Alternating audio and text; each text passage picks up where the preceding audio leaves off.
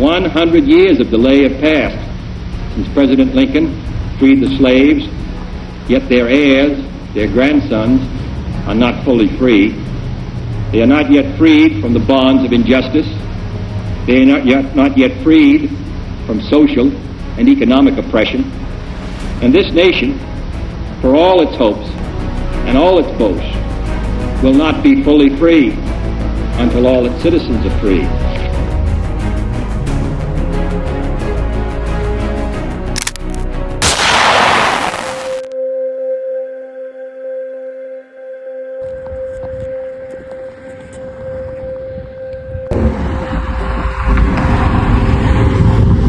Mr. President, Mr. President. Oh my God, Mr. President, how are you doing? To make to have people watching everybody at the voting stations. To let everybody buy any house they want legally, and I'm going to fix America and all the bad things about it. I'm going to do what JFK never could have, because of what happened.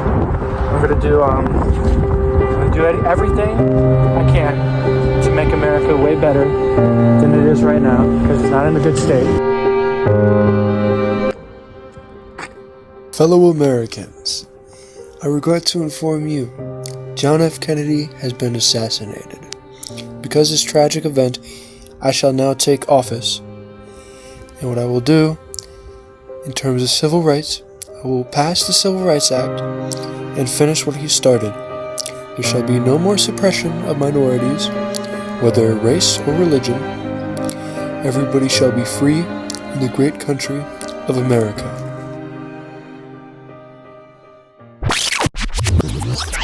I'm gonna end segregation. I'm gonna end segregation.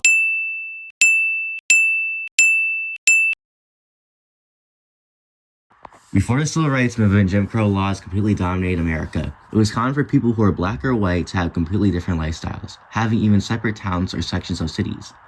Black schools and facilities were treated as inferior and were severely underfunded. Voting restrictions often existed through literacy tests and poll taxes. Lynchings were a common occurrence, oftentimes being unpunished or even encouraged. This is why African Americans wanted to fight for a change. Since the government was basically supporting and formalizing it, this led to the main events for desegregation, which include boycotts, sit-ins, marches, and protests. The main ones, which were the Montgomery bus boycott, the Little Rock Nine, the Greensboro sit-ins, the March on Washington, the Selma to Montgomery marches in Alabama, and the Bourbon campaign, and more. These were basically the most influential. After all this, many if not most U.S. cities are still segregated to this day. According to a Berkeley study in California, 54% of urban areas were more segregated in 2020 than 1990 itself. The thing that Congress and Lyndon B. Johnson influence in Congress was that de facto segregation would still continue to exist. Since African Americans were restricted to only having mortgages in lower income neighborhoods since the 1930s with less opportunities, they were also restricted to having worse education and jobs. They would stay in those neighborhoods, matter of fact, while whites had the money to move out to the suburbs, leading to segregation continuing over time, as blacks were in the urban areas and the whites were in the suburbs. Overall, in my opinion, this was a fail in most places, but a success for those who were able to move out. Thank you for watching, Cool Castins.